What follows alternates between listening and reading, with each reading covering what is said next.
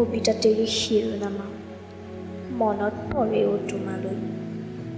কবি পাপৰি, কবিতাৰ আবৃত্তিকাৰ পাপৰি।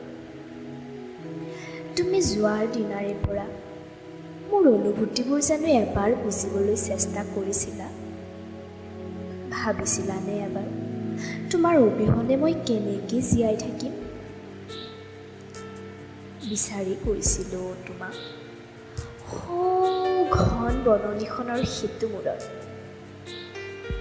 কিন্তু জানা তাতো তোমাক বিচাৰি নাপায় হিয়া উজাৰি কান্দিছিলোঁ সিদিনা। তোমাৰ অনুপস্থিতিত মই যে নিজকে স্থিৰ কৰিব পৰা নাছিলোঁ।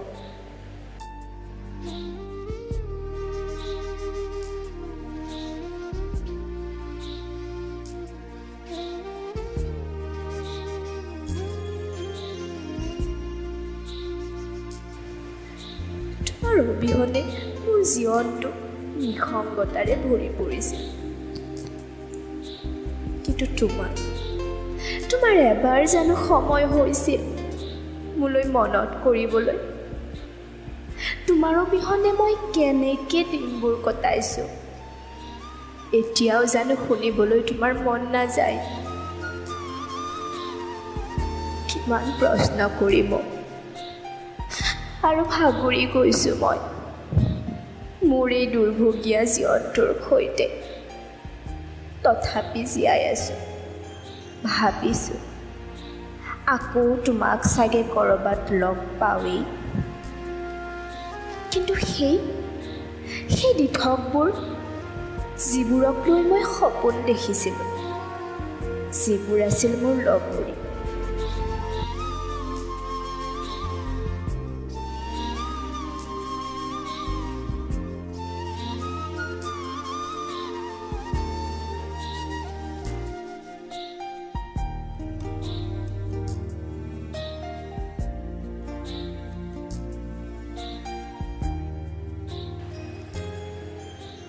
এয়া মই তোমাৰ মাত শুনিছোঁ। তুমি আহিছা, কিন্তু আছা ক'ত?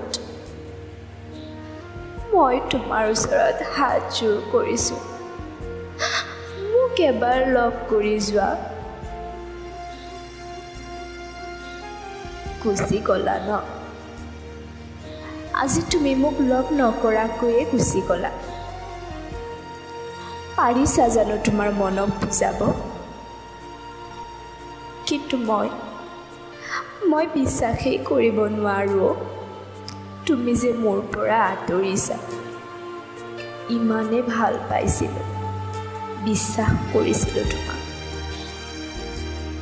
দেখিছা নিয়তিৰ কি পৰিহাস, সময় কিমান পৰিৱৰ্তনশীল। যি সময়ে তোমাৰ আৰু মোৰ ভাল পোৱা ছিঙি পেলাইছে, আৰু সেই সময়ৰ লগতে খোজ মিলাইছা তুমি।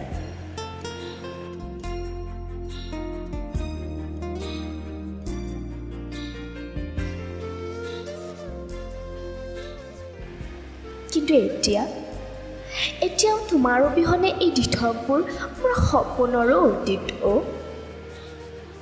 নিসংগতাৰে আন্ধাৰত ঠেলি দিয়া মোৰ এই জীৱনটোক লৈ হুমুনিয়াহ কাঢ়িবলৈ আৰু মন নাই। তুমি য'তেই থাকা সুখত থাকা। জীৱনৰ দুটা দশকত ভৰি দিওঁতেই তুমি আঁতৰি গ'লা মোৰ পৰা।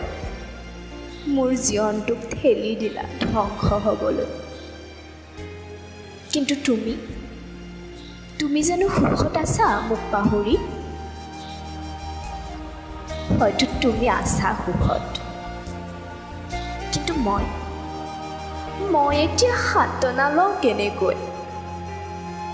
এটা কথা কোৱাচোন, তুমি আমাৰ ভাল পোৱা অজানিতে ছিঙিলা কেনেকৈ? যদি মই কিবা ভুল কৰিছিলোঁ মোক নকলা কিয়?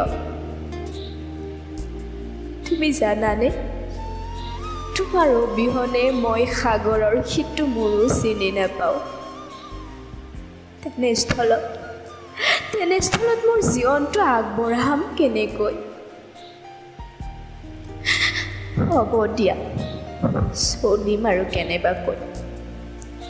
এটা কথা মনত ৰাখিবা, মোৰ এই ভাষাহীন কবিতাবোৰ যদি কেতিয়াবা শুনাও, মোৰ এই শপত এবাৰলৈও মোলৈ মনত নকৰিবা, কাৰণ তুমি যোৱাৰ দিনাৰে পৰা মোৰ জীৱনটোৰ কোনো অৰ্থ নাই। মই এতিয়া অৰ্থহীন মানৱৰ মাজত জীয়াই থাকোঁ। মোৰ কাতৰ অনুৰোধ তোমালৈ, যদি কাকো সঁচা অন্তৰ দিব নোৱাৰা, অভিনয় কাৰো লগত নকৰিবা, কাৰণ ছোৱালীৰ জীৱন পুতলা নহয়, মনত ৰাখিবা।